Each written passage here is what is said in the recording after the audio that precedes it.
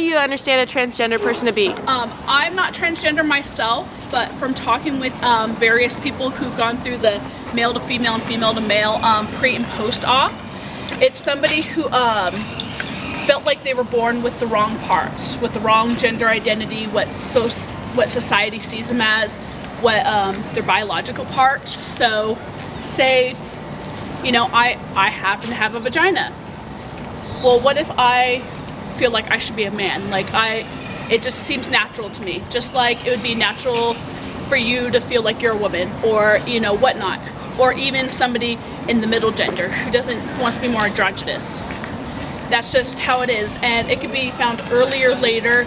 You know, you could always feel like something's slightly off, that you don't quite fit in, and it's different for different people. There's a huge transgender spectrum, and not everyone falls into the, oh, I think I'm male, I think I'm female category. So it's so personal, like it's so individual to me, because every single transgender person I've ever met, you know, everyone has a different story, everyone has a different level of operations they want to do, or hormone therapies they want to do, or how far they want to take their transition. Because, you know, you can be trans and straight, you can be trans and bi, you can be trans and gay, trans and pan. You know, you can be everything, or nothing, you can be whatever. I've known transgender to be a flip on a flip on a gender from, like, male to female, vice versa, kind of thing. Can you explain that a little more? Like, Yeah. if someone didn't know what a transgender person was, how would you explain it? How would I explain it?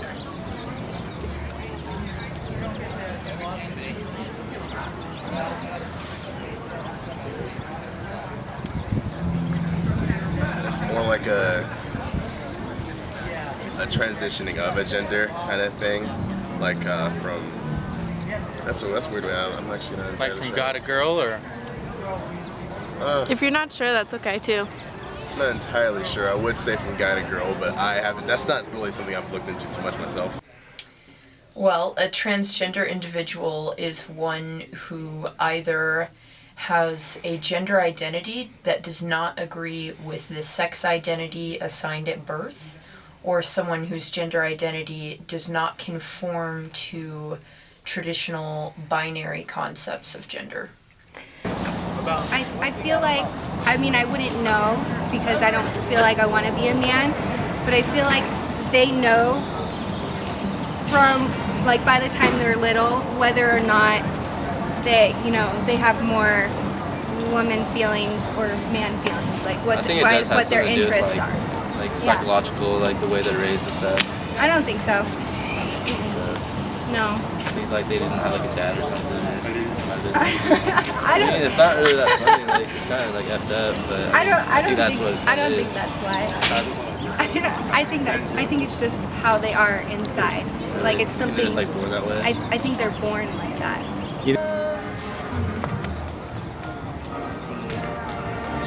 Transgender. Say, isn't that like somebody who's like, say they're male and they want to be female, or I don't really know for sure, but or they'd rather be female, or like type of thing, or like other way also. Yeah.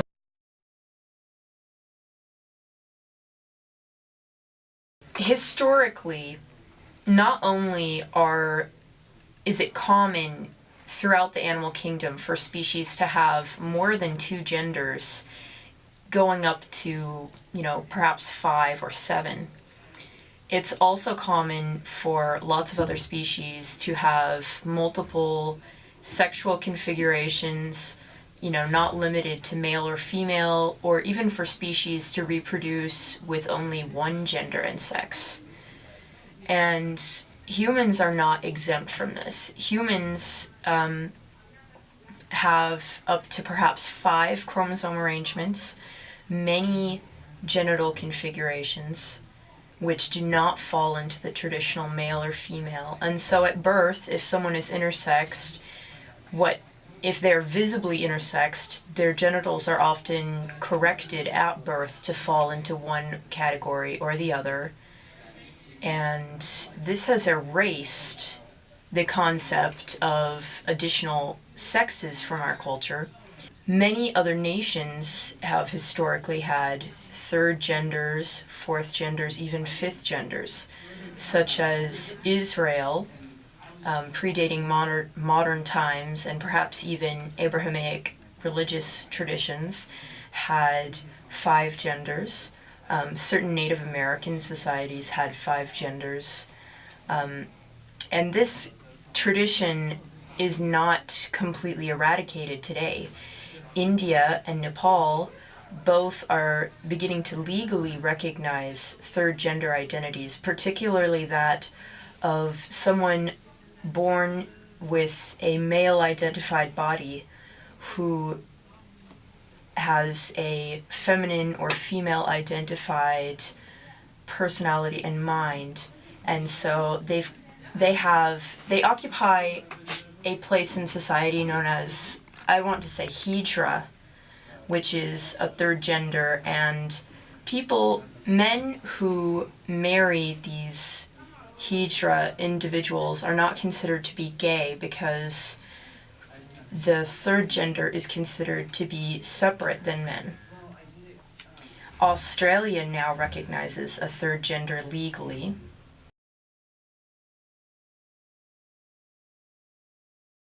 How do you think society sees transgenders? I think society generally sucks, and they're intimidating, and their self-esteem is so goddamn low, their opinion doesn't matter to me. Got it? You got it. Actually, live with a transgender person, so this is actually a chill question. So how do you think society sees that person? There's a lot of stigma with it, and it's bullshit. What? Like, it really is, people are kind of, scared of what they don't understand, somewhat, but they're also, kind of taught to be, hateful of what they don't understand. It's not a natural response to hate something you don't understand. At least I don't believe it is. What are some things you notice you do differently? At first, the idea of it kind of weirded me out. Yeah, kind of weirded me out, but it just takes a lot of being open-minded to accepting these people, getting to know them. But these people don't treat you any different the way the normal people do. You get to know them, you make friends with them. It's not a big deal. You know? So for yourself, you're transgender yourself. Yes. What do you consider I thought I remembered you considering yourself two-souled. Yes, I have been brought up around people of Cherokee and Choctaw descent, and this part of my cultural heritage, the culture that I was raised with, is very important to me. My religious beliefs stem largely from Cherokee ones, and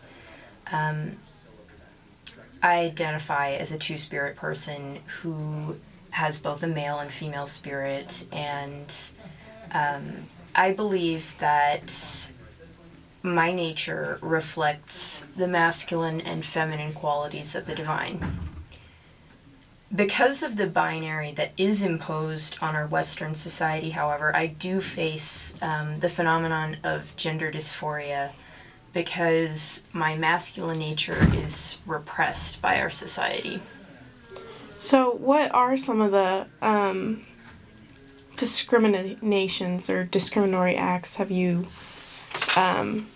encountered or seen as someone who is transgendered in a pretty binary sexually society? Even within the transgender community, there's a certain amount of discrimination against people who are non-binary conforming, because there's sort of this trend of feeling that people who are non-binary conforming do not face the same struggle or suffering that people who, are female assigned at birth and then transition to male, or people who are male identified at birth and then transition to female face. And obviously this is a fallacy because people who are non-binary conforming still face gender dysphoria and still face discrimination, even discrimination within the transgender community. And in a wider context, discrimination because of transgender identity certainly happens in the workplace. When people come out, they are likely to be less successful in the job that they currently have, or even be fired in states where they're not protected. People who are transgender are less likely to become employed because people will not hire them. Many transgender people become homeless in the United States and are forced to turn to survival sex work in order to survive. And of course, there's also the violence against transgender people in America right now. Well, the original struggles were just my old friends. They knew me for so long, and I lost them because they didn't know how to take it. So I lost them, and then there's a lot. Bathrooms. You feel like you're a woman, you're wearing a dress, you happen to have a penis, you can get arrested for going into a woman's bathroom. You feel like you're a man, you have to go into a woman's bathroom. You feel pervy because you know you're a man, but you happen to have a vagina, so you have to go into a woman's bathroom.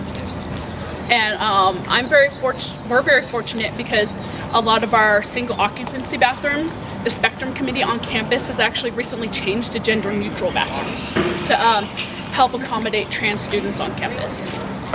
It's pretty much the odds are against them. I mean, their numbers aren't very great. I mean, they're certainly a minority.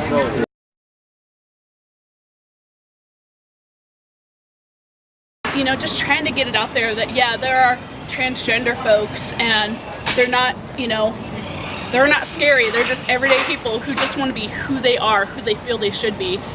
And so, so don't give them a hard time. They're just here to go to school too. They're the same person, and they're gonna be the same person. They're the same, just don't treat it any differently, and be open to new ideas, I guess. An awesome journey. They're awesome people. They're really awesome people, and get to know them, make friends with them. You'll realize, oh my God, these people have lived a tough life.